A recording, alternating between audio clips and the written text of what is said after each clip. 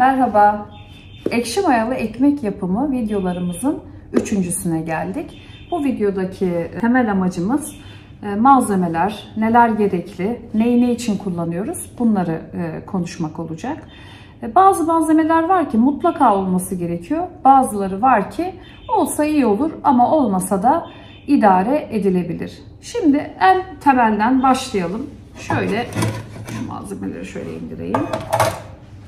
Böyle bir yoğurma kabımızın olması lazım. Bu plastik de olabilir. Yani mutfakta kullanılmaya uygun bir plastikten olabilir. Ahşap, bambu, nasıl isterseniz böyle bir yoğurma leğeni elimizde yoğuracaksak. Elimizde yoğurmayacaksak bile otoliz yaparız.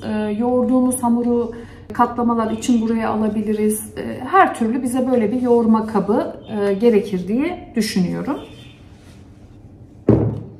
Bir sonraki çok elzem malzeme hamur kartları. Bu şekilde olan yuvarlak, bir tarafı yuvarlak olan hamur kartlarını hamuru böyle sıyırarak içinden çıkartmamız mümkün olabilir. Bu şekilde plastik ya da çelik bir hamur kartı, mesela bu çok kullanışlı. Ben bunu 5 senedir kullanıyorum. Malzemelerimin hepsi öyle. Hiçbirisi daha eski yaptığım şeyler değil. İşte bu hamur kartları, spatula da denilir bunlara. Aynı şekilde işimiz bittikten sonra tezgahın üzerine de bu metalle kazıyarak temizlemek çok kolay oluyor. Çünkü unu direkt bir bezle ıslatmaya kalkarsanız vıcık vıcık çok kötü bir şey oluyor. Onun için önce kazıyıp sonra temizlememiz gerekiyor. Hamur kartlarımızı da böyle kaldıralım. Ekmeklerimizi pişirmeden önce çizgi atıyoruz ki dengeli bir şekilde açılsınlar, patlayıp çatlamadan pişsinler diye. Şu şekilde açılan jiletler var ya da böyle jiletler var. Bunların aslında birbirine bir üstünlüğü yok. Bana sorarsanız en iyi kesen böyle jiletler. Ben bu şekilde estetik bir hamur kesici yaptırdım. Bu jileti çıkartıp taktırabiliyorum. Bir marangoza yaptırdım. İnanın bunu sadece videolarda estetik göründüğü için yaptırdım. Yoksa daha iyi kestiğini, daha kullanışlı olduğunu falan kesinlikle söylemiyorum. Sonra gelelim hamurları uyutacağımız kaplara, sepetlere yani.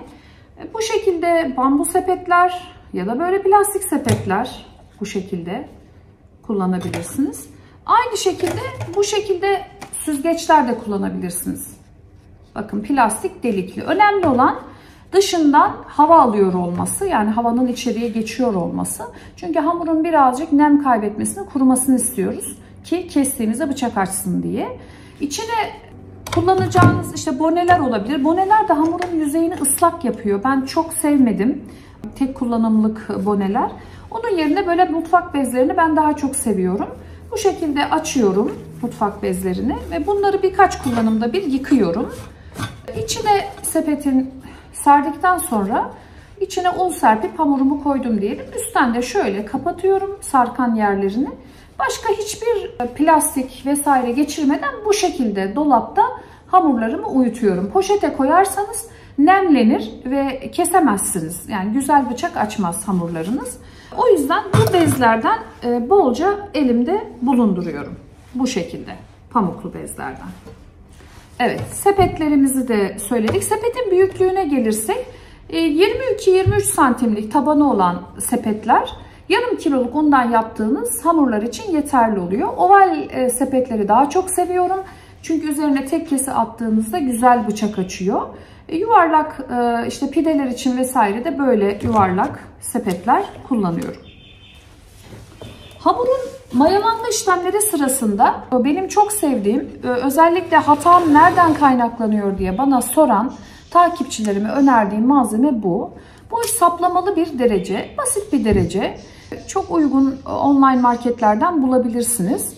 Bunu ben aynı zamanda yoğurt mayalarken de kullanıyorum. Yani başka mutfak işlemlerinde de kullanıyorum. Bunu ne zaman kullanıyorum? Hamurun ısısı yoğurma bitiminden dolaba gidene kadar, yani sıcak mayalanma dediğimiz dönemde 26-28 derece arasında olmalı. Ölçüyorum hamurun ısısını, özellikle mevsim geçişlerinde. Mesela hamur yayılıyor. Acaba sudan mı, daha mı fazla yoğurmam gerekiyor? Sorun ne?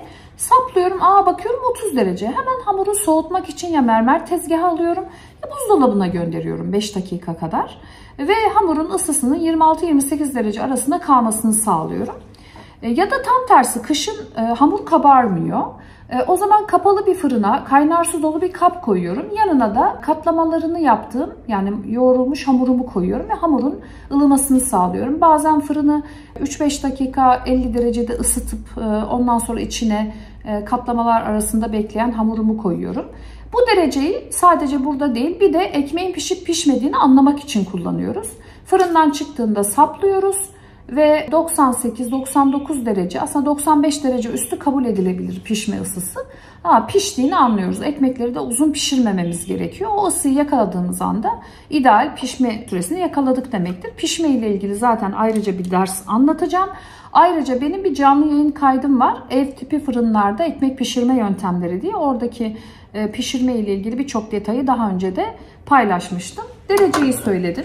Şu tarz kalemler mutlaka mutfakta bulunduruyorum. Ekşi mayamı hazırladıktan sonra üzerine çizgi çekip seviyesine bakmak için bir şey daha kullanıyorum. Katlamaları yaparken bir koli bantı, kağıt koli bantlarından yapıştırıp işte birinci katlama saat 3'te yaptım. Tabii bu üretim yaptığımız zamanlar bir sürü çeşitli hamurlar var. Hangisini ne zaman yaptık, ne zaman katlanacak karıştırmayalım diye üzerlerine, koli bantlarının üzerine bunları yazıyorum. Eğer üretim yapmak gibi bir durumunuz varsa bunu belirteyim. Suları böyle cam mililitreli bir kapta kullanıyorum. Genellikle işte 300 milim yazar ya orası 300 gramdır. Bu şekilde hesaplayabilirsiniz. Şimdi çok önemli bir malzemeyi daha söyleyelim. Bu çok önemli gerecimizin adı mutfak tartısı.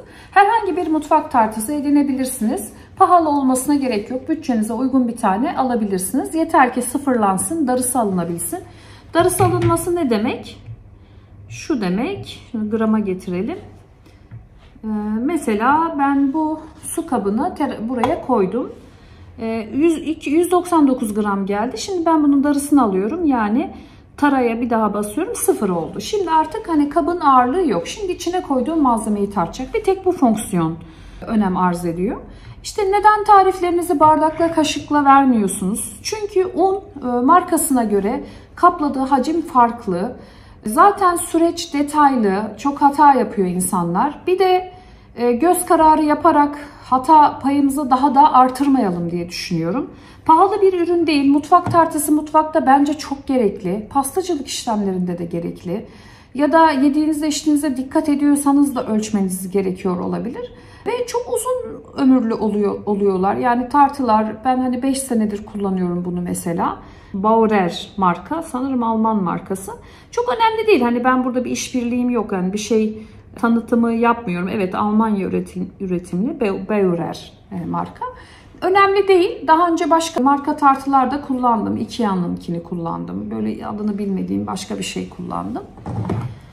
Evet şimdi hamuru yoğurmak için elde yoğurmayı ben temelde baz alarak bu eğitimlerde göstereceğim. Ama bir tane videoyu da belki mutfak şefinde hamur nasıl yoğrulur onu gösterebilirim. Normalde ben Mataş'ın mini şefini kullanıyorum. Bununla ilgili de oldukça popüler bir videom var. Mutfak şefi alırken nelere dikkat etmeliyiz isimli bir video. Orada kullandığım mutfak şeflerini ve Mataş'ı gösterdim. Mataş'ın nasıl temizlenildiğini vesaire de gösterdim. İlginizi çekiyorsa o videomu da izleyebilirsiniz. Pişirme aşamasına kadar sanırım gerekli malzemeleri söyledim. Pişirme aşamasında böyle bir döküm tencere kullanabilirsiniz. Yine benim döküm tencerelerle ilgili döküm tencere alırken nelere dikkat etmeliyiz isimli bir videom var. Oradan izleyebilirsiniz. Uzun zaman ben döküm tencerede pişirdim. Aslında başlangıçta bir yıl çelik tencerede pişirdim.